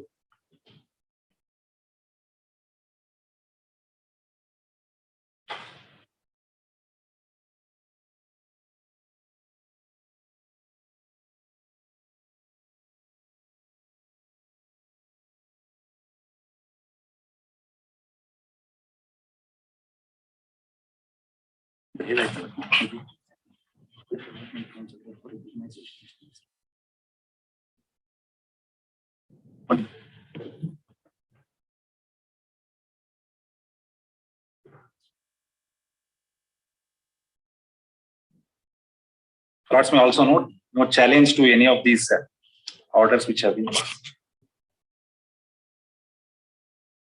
Which orders? That Constitution of call it 2014 order. But now that Lordships are examining it, I am duty bound to satisfy Lordship. I will place on record the approval. What I am instructed to state is that challenge was not there, and to the committee or any other person. Who appoints number 3? Come to Sadasyaru. Yes. That 31/2014. Yes. Sadasyaru. Who opts them? Who appoints them? Nominates them?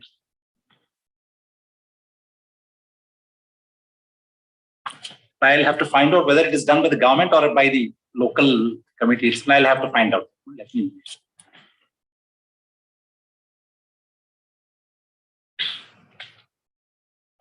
Because that is something very pertinent. Again, if it is given to an MLA, then there will be a group of his own persons. I'll just find out.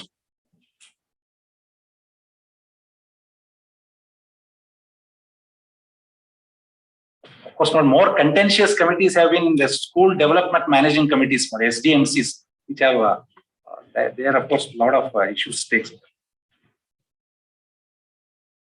But these are not just pre-university courses, not much of work.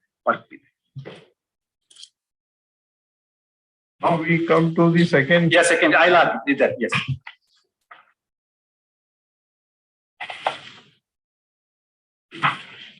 Practice of hijab is not part of Yes, essential. yes, Article 25(1).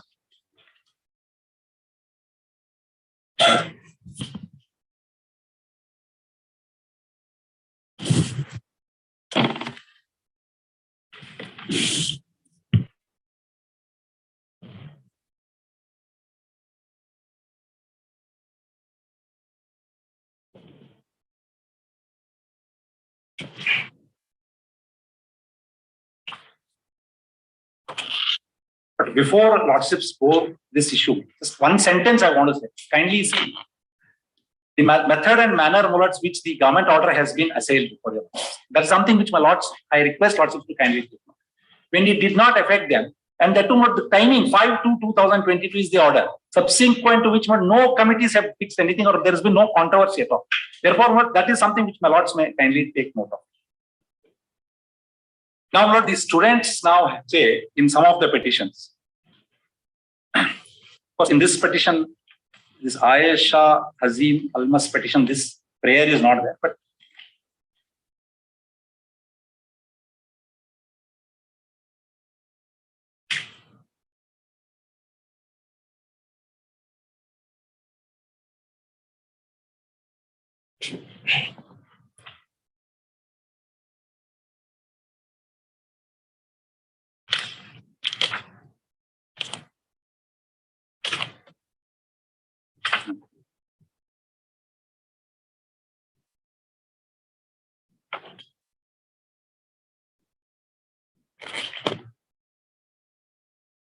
there's one other submission I'm told.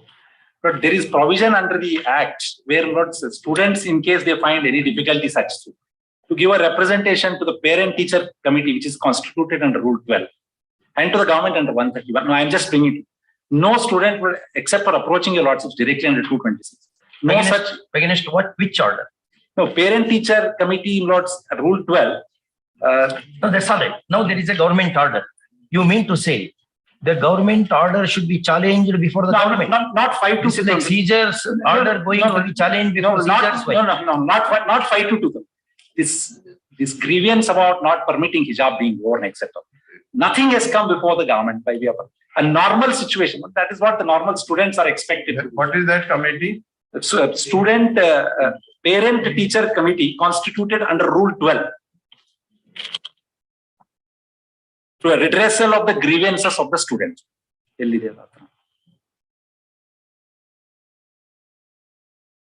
Lordships may kindly see 12 sub-rule 5.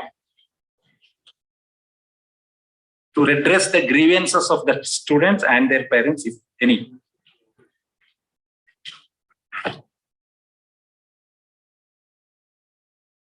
How you will come to know about it? Whether any student has approached this parent? No, teacher there is committee? nobody has come. Nobody has come. Look, the reason why I'm mentioning it, if it was a case of an uniform, these things would have followed. But I will leave it at that. I will not say anything more. Okay.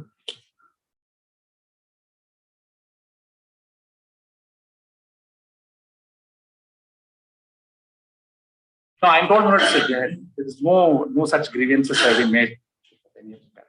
They have come before your lordship. Some of them have not come before your lordships, and of course have raised it outside. The second issue about hijab being part of fundamental.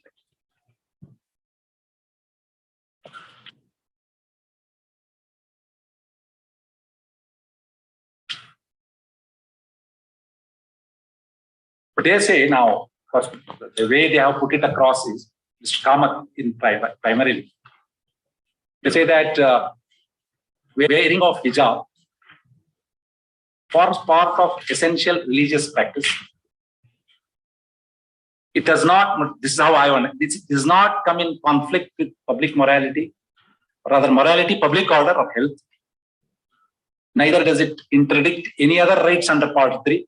Therefore, prevention of me wearing hijab violates 25(1). This is what Learned Senior Counsel wants lordships to hold and declare and read it in this manner. May I request lordships to kindly see 25(1), Article 20.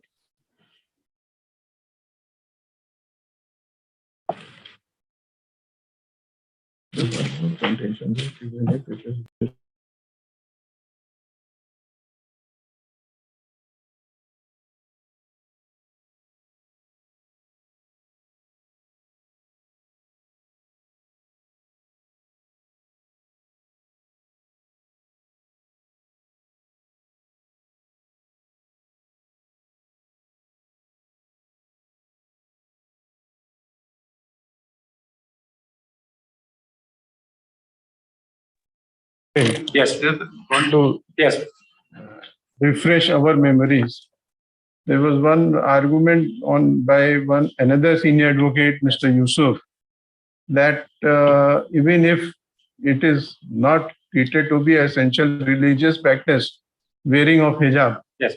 then also it stopping of it would violate Article 25(1), because the article under 25(1) is freedom of conscience, Yes. not only religion. But I have an answer for it, straight up. I I'll answer that.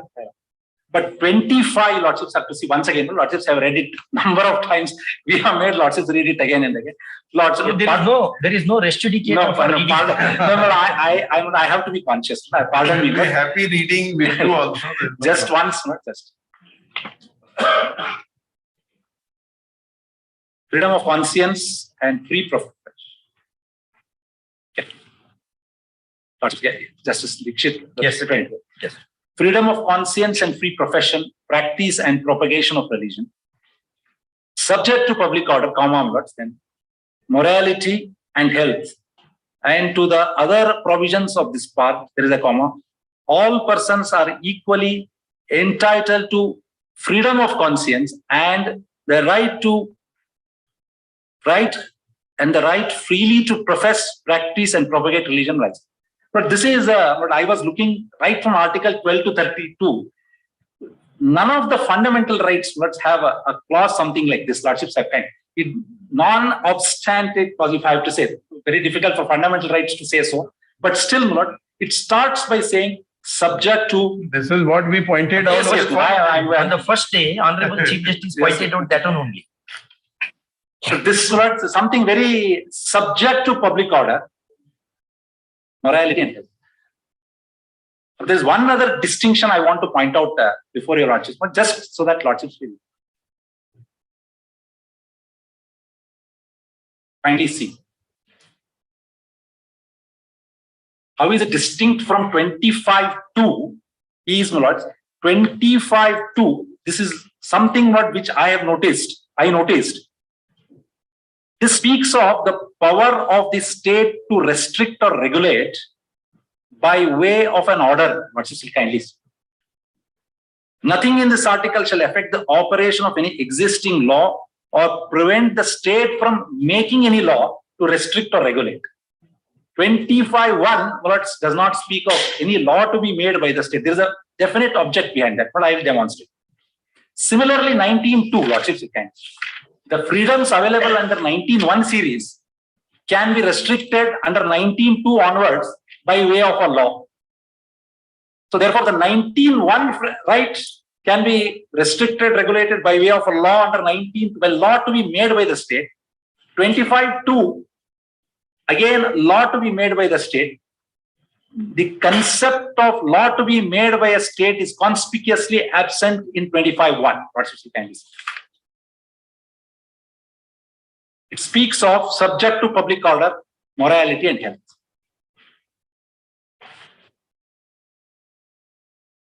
Therefore, as I have understood, how 25(1) requires to be given effect to is, if somebody is to assert exercise of that right, I'm talking of right to exercise freedom, religion, the court may have to examine as to whether this exercise, this right would conflict public order, morality, and health. In the event of there being a conflict, those three things will give way. This will give way to those three things. That is one possibility. The second test is to find out whether or not it comes in conflict with any other fundamental rights provided under Part 3. Then the question of prioritization, which is the other word, prioritization would come. These are the way 25(1) requires to be operationalized, I put it across this. So whenever a challenge comes before the court, somebody seeking to exercise right to religion, the first test, according to me, which requires to be applied by the court would be to see whether that right comes in conflict with the public order, morality, or health. Obviously, on an assertion made by the other side. Of course, if you have to, state is to come before your lord. The question of making a law by the state and being a law under Article 13 may not arise at this stage at all. All that we have to show before your lordships is, kindly look at this. During COVID period, all the temples, churches, and mosques came to be closed down. That is the essence of a religion. But for a Muslim, Mohammedan to go to a church, or for us to Hindus to go to a temple, for a Christian to go to church, it was closed down practically for 6 months, 9 months, 1 year. The reason is for health. The government, of course, they exercise the power under the Disaster Management Act, that is different, but that is the reason. Not communicable diseases. If a person says that I want to enter a place of worship, but if he holds a communicable disease, health, straight away the managing committee, the Archak, anybody can claim. We don't require anything else. Therefore, in every situation like that, the first test the court must take. But now that they have come up with this hijab, has to examine this, whether it comes in conflict with public order, morality. Whether 25(2) yes, is in the nature of an exception to 13(2). That is law, lordships are referring to law. Not only that, 13(2). 13(2). The state shall not make law. One second.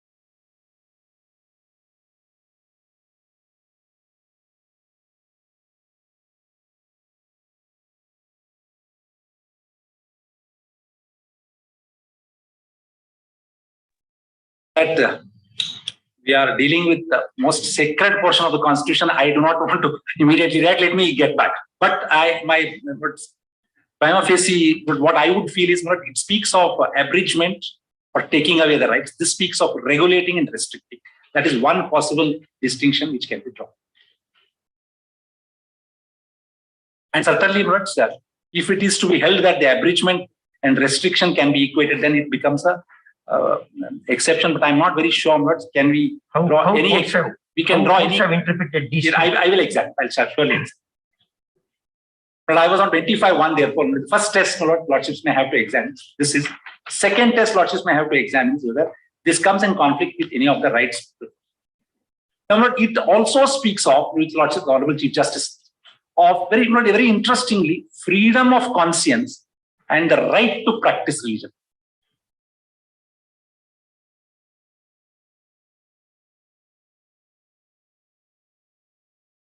But I did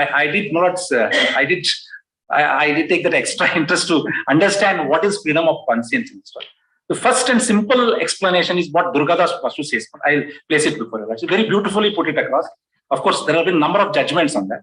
But, what he says is what freedom of conscience is something which is you believe. Propagation of religion is your manifestation of outwardly exhibition. That is how he puts it across. And this is supported by a number of these. That is what he gives the example of Jainism, Buddhism. He says they don't believe in God. That is their belief, and matter ends there. But kindly see his very brilliant analysis at this on Article 25 when he's describing at 1, 2, 3, 4, fifth paragraph. Fifth paragraph in that page number. Page number 3519. 3519. 3519. 1, 2, 3, 4, fifth paragraph. Lordships get it? Yeah. 3519. 35. 1, 2, 3, 4, 5. Fifth paragraph. Yes. As has been pointed out before, Article. Lordships get it. Yes. As has been pointed out before, Article 25(1) has two parts. A, freedom of conscience, and B, the right to profess, practice, and propagate religion. Religion usually assumed belief in a creator, or at least in the case of an atheist, in the existence of a life superior to our earthly existence. But there may be persons who do not believe in either of these two and cannot therefore be said to have any religion. Such persons believe in the fulfillment of human life in this earthly existence and do not admit of any existence apart from the mundane. The conscience in the case of such persons may be said to consist in non-belief. What this is for. The freedom of conscience under Article 25 of our Constitution guarantees the freedom of such belief or non-belief, irrespective of the religious faith of such person. Where he has no religion, he has the guaranteed freedom to hold to his non-belief, free from interference or imposition from any other person. But this is very important for this sentence, which I want to. Freedom of conscience is thus a mental concept, while the right to profess, etc., refers to external action in pursuance of such mental concept of the individual.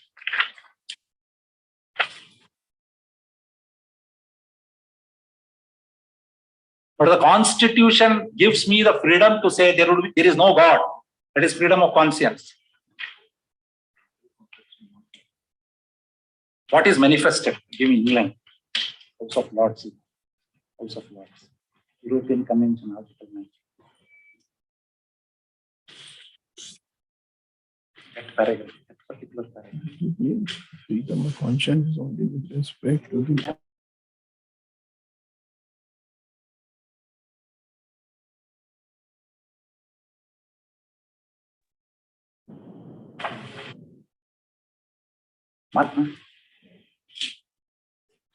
Only for that purpose. What we manifest, what we practice outside, but like Mr. Kamath, while arguing, gave this example. He said, I wear Rudraksha, that is my belief. No. Belief is not wearing Rudraksha. Wearing Rudraksha is your manifestation of your religion. Believing something to yourself is your freedom of conscience. Therefore, they use the word freedom of conscience and right to practice religion. The right is something which you can enforce. Freedom of conscience, you do not enforce anything. You believe in Buddhism, you just believe it and people. I believe there is no God, but I do. So they said, you can still, in this country, we just do not want to give you to do something, practice religion. We also want to respect people who do not want to believe religion. Therefore, they use the word freedom of conscience. You mean to say freedom of conscience is confined to only atheists? No, certainly not. For instance, certainly no. Therefore, they have given the word definition of Buddhism and Jainism. In fact, there is in the Vedic literature, yes, there is one sloka. Prathama Pratima Puja, Japastotrani Madhyama, Uttama Manasi Puja, Swaham Pujo. I do not do any puja at all. Because yes, I worship myself sitting yes. lonely. So even that comes within the conscience. No, I agree. That's exactly what I'm saying. That what you manifest outside by way of a practice is the second portion. Not even outside.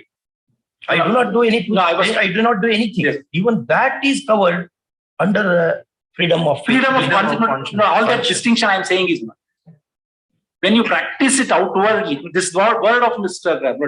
Durgadas Bashu, he says, he uses the word. I'll read it once again.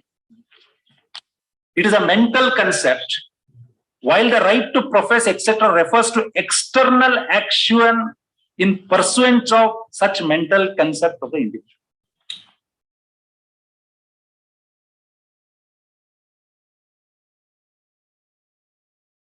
The distinction is thin, but it's real. I must say, it is real. Conscience and religion are two different things. Two things: conscience and religion. Therefore, they use the word freedom of conscience, right to practice religion. One can be highly irreligious, but may have very conscientious. Yes. One may be very religious, but may not have the conscience.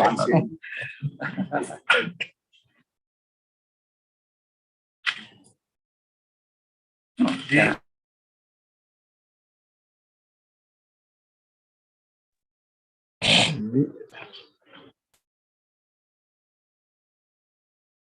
How makers of the Constitution understood this?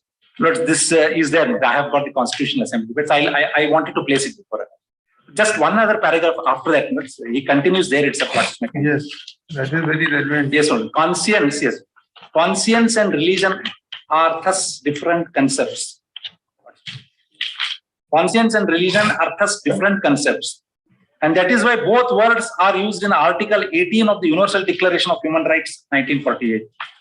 The essence of the freedom of conscience is that it is a personal matter of the individual's own choice of the International Covenant on Political and Civil Rights. That freedom would be impaired if in the formation of the choice or change thereof, the free exercise of the individual's will is dominated or influenced by any other person.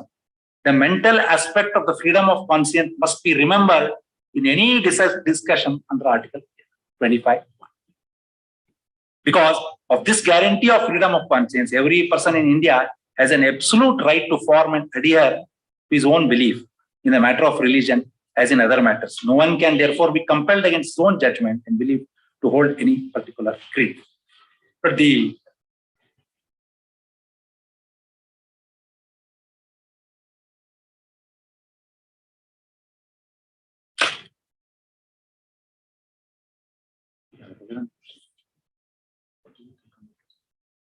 no, in this Convenient 9. English test, this singing, Universal Declaration. European. All right, how to ascertain this conscience? We cannot follow me into the But mind. my reading of Vasu, what I would, that therefore uses the word, it is a mental concept. How to ascertain? No, I'm just coming. When you propagate whatever be your belief, let us say, whatever be, let us say, I'll take again the example of Buddhism itself. Let us say I believe Buddha is the. Once I start exercising the practice of that religion, if I have to say so, then we come to the second one. When you assert, you come into the realm of practice of religion. That's true. What about how to assert? My question remains large again. Assert, answer the question. Answer the belief, your lordship. Yes, conscience. Answer the, of course, belief or non-belief also, it comes in the world. That's how they have described. I say Yes. that saluting a particular symbol is contrary to my conscience. How to ascertain? I'm assert or ascertain. Ascertain. A-S-C-E-R-T-A-I-N. Ascertain. I'm not good in English because I'm not taught in Kannada school. I understood it as assert. So that then the practice of religion. Therefore, How to investigate? How to investigate That conscience. What is the nature of conscience? Whether conscience is at all there? How to ascertain? This only reminds me of some Shakespeare's poem. We cannot fathom into the mind of the man, though we can in the mind of the devil. No, sir. I would my lordships did ask me how did the constitutional makers thought of it. Well, I will place it before everybody in a particular order, maybe tomorrow. But I'll just state before a lot what happened. When Dr. Ambedkar introduced this, but I've seen that one. Some of the members opposed it, saying that time this concept of freedom of conscience was not there. They initially introduced it as right to propagate religion. The argument against this article was, no, you see, if you give this power, then there is a possibility of one religion being hegemonized over others. It is at that time Dr. Ambedkar intervenes and says, no, it does not just compel others to propagate and profess their religion over others. We also have freedom of conscience. That's how it develops, not that I'll place it. That seems to be, of course, with this concept which lordships are asking me, so surely not that how to ascertain. It is something which I possibly have to go a little bit read more on these aspects. But the freedom of conscience and right to propagate religion, the fundamental difference which Vasu makes not with, I thought it's a very simple. He says, whatever you believe, it stops at freedom of conscience. Once you manifest it outside, it becomes practice of religion. And convenient. Now, in the light of this, what do you say whether hijab is hijab is part of? Therefore, hijab certainly comes in the manifest exercise of right to practice. According to him, it's a right to practice of religion. That it's a right they are trying to exercise pursuant to the religion. This part two. My lord's question. We are on different question. Whether the hijab constitute the part of the essential religious practice or not? But insofar as hijab being the part of essential religious practice, the answer is no. The answer is no. And why it is no, I'll possibly substantiate. Lordships, I can continue on Monday. Lordships. All right. The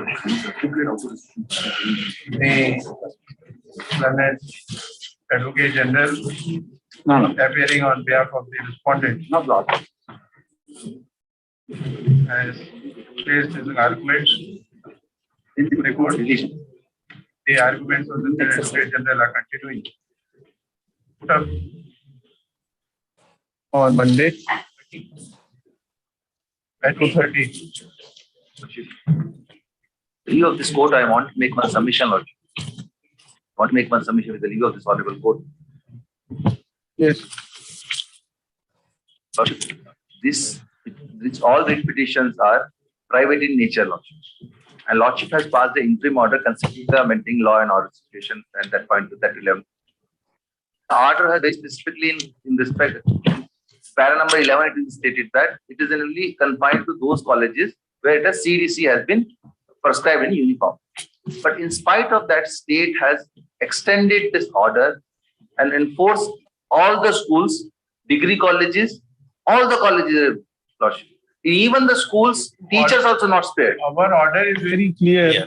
For that reason, Lordship, just one report will be called from the state how it has been implemented down. Because Muslim community members are facing so much difficulty because of this order, Lordship. And every department is interpreting in a different way altogether. Every department. Even yesterday, minority department has passed the order. Even their schools, which are Urdu schools, 100% when the Muslim populations are there. Teachers, all Muslims are there. They are enforcing that order, Lordship. This is causing a lot of chaos in the society, Lordship. Because our purpose was to prevent law and order situation, but it is creating further, Lordship. And the police are deployed in front of the gate. They are forcing Muslim girls and they are threatening if they are not going. The order was set that in the class, but in spite of that, in the gate itself, police personnel are deputed to threaten them, to intimidate them, to remove their burqa and scarf. Yes, what Advocate General, you have. Even the Tahsildars are not able to appreciate the 7 Milord. I told Tahsildar convince him. I do not want to enlarge this controversy. I could have easily said, let them come with an affidavit. All that I'll request you. Let him give me the details instead of the court. But we will instruct suitably to ensure that nobody acts beyond Lordship's interim order. But I'll assure your Lordship, there will be no cause of complaint. But provided not, he gives me the details in writing by way of a letter or something addressed to the advocate so that I can act. Lordship, I tell you my petition. My petitioners are UCC. Let him go. They cannot give affidavit. If I give affidavit, question will raise. Not Advocate affidavit, General is saying, give whatever in writing, give your complaint in writing to him. But he will instruct the authorities to act in accordance with the High Court's order only. And let him be assured, there will be not even an inch. Widely published in public media, in social media, all media houses, Lordship, how they Their stand is they are acting strictly in accordance with the High Court order. That's the last for that reason I feel that there any individual case there somebody is violating the order or acting more than what is mentioned in the order, then give it in writing, give the specific instance there, and they will act on it. We will call the commission. I will ensure that it is done. Let him address a letter. In addition to this, some report also will be called from the state, Lordship. On what basis? Lordship, on the basis of implementation of the order, Lordship. The order was, purpose for the order They want a sensation, public order. Now it is creating divide in the society, Lordship. For that purpose only I am making submission. All right, you file the application, consider. Lordship, application, in which capacity I can file it? I am a petitioner, it's a private plea. It's a question creating coercion in the society. My humble submission, Lordship, otherwise if Lordship will direct me to give a letter with all the proofs, I will provide it. I will submit it before the court also one copy that. To him, he is very fair to the court. He is saying that he will act on it. Give it to him. They are passing official orders, and even they are calling the minority institution, TDP, and they are telling them to enforce that order. And they say it's a High Court order. Everywhere they are quoting, even Education Minister says it's a High Court order. I really could not understand how they are interpreting, Lordship. Very difficult to respond if allegations are made against like You implementing this orders in the schools, my lord. Unless anything is happening before us, we cannot take cognizance of that. Our situation is very tight. We have very limited scope to address our grievances, Lordship. Thank you.